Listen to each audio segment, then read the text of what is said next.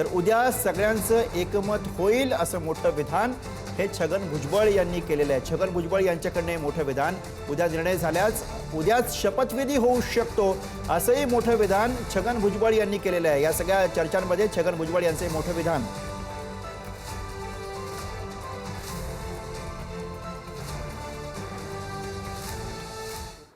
आपल्याला पाहायला मिळते। मात्र प्रमुख प्रश्न असा आहे की दादानंतर राष्ट्रवादी कोणाकडे जाणार अशा पद्धतीच्या चर्चा आहेत, त्या सध्या सुरू आहेत।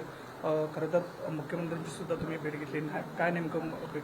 असं आहे ना की दादा गेले आणि ज्या पद्धतीनं गेले ते सगळं प्रत्यक्ष सगळं पाहिलं तिथे जाऊन। काय खरं म्हणजे झोप उडाल्यासारखी झालेली आहे सगळं। पण आता असं आहे ना की शेवटी आपण शो मस्ट गो ऑन, तर असं आता कोणाकडे तरी ही सगळी जबाबदारी देऊन काय ते चालवायला तर पाहिजे।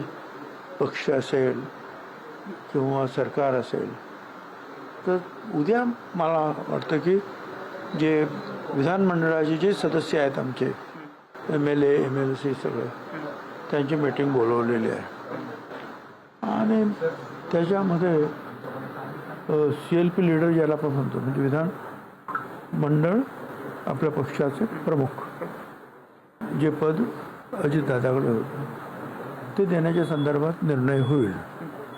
हे काय लोकांच्या बऱ्याचशा सूचना मागण्या आणि ते रास्त आहेत। मला वाटतं की सुनेत्राताई ज्या आहेत त्यांच्याकडे ते पद आपण द्यावं, अशा अनेक लोकांचं जे आहे मी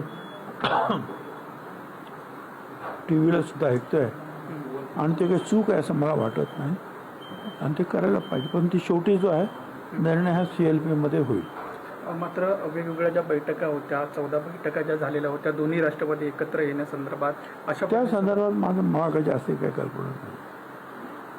आमचं सध्या जे आहे ही राष्ट्रवादी जी आहे अजित पवार त्याच्यामधल्या ज्या काही जे काही कामं आहेत त्याच्यावर लक्ष आपण देतो काय, आणि उपमुख्यमंत्रीपदाची जागा खाली आहे ती आपल्याला ताबडतोब सुनेत्रा बहिणीच्याद्वारे कशी भरता येईल याच्याकडे आमचं जास्त लक्ष आहे। बाकीचं मग पुढे बघतो ते काय आता लोक जसं ठरवतील पक्ष त्याप्रमाणे होईल। उद्या सर या संदर्भात शेवट म्हणजे मीटिंग आहे संपूर्ण। उद्याची मीटिंग ही CLPची मीटिंग आहे, CLPचा नेता ठरवण्याची, म्हणजे जे अजित पवार म्हणतो त्याला विधिमंडळ पक्ष प्रमुख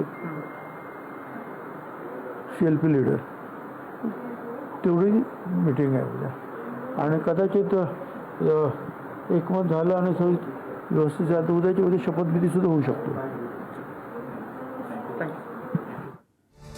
छगन भुजबळ यांनी या सगळ्या चर्चा सुरू असतानाच हे मोठं विधान केलेलं आहे। उद्या जर का सगळ्यांचं एकमत झालं तर उद्याच्या उद्या शपथविधी होऊ शकतो असं छगन भुजबळ यांनी म्हटलेलं आहे।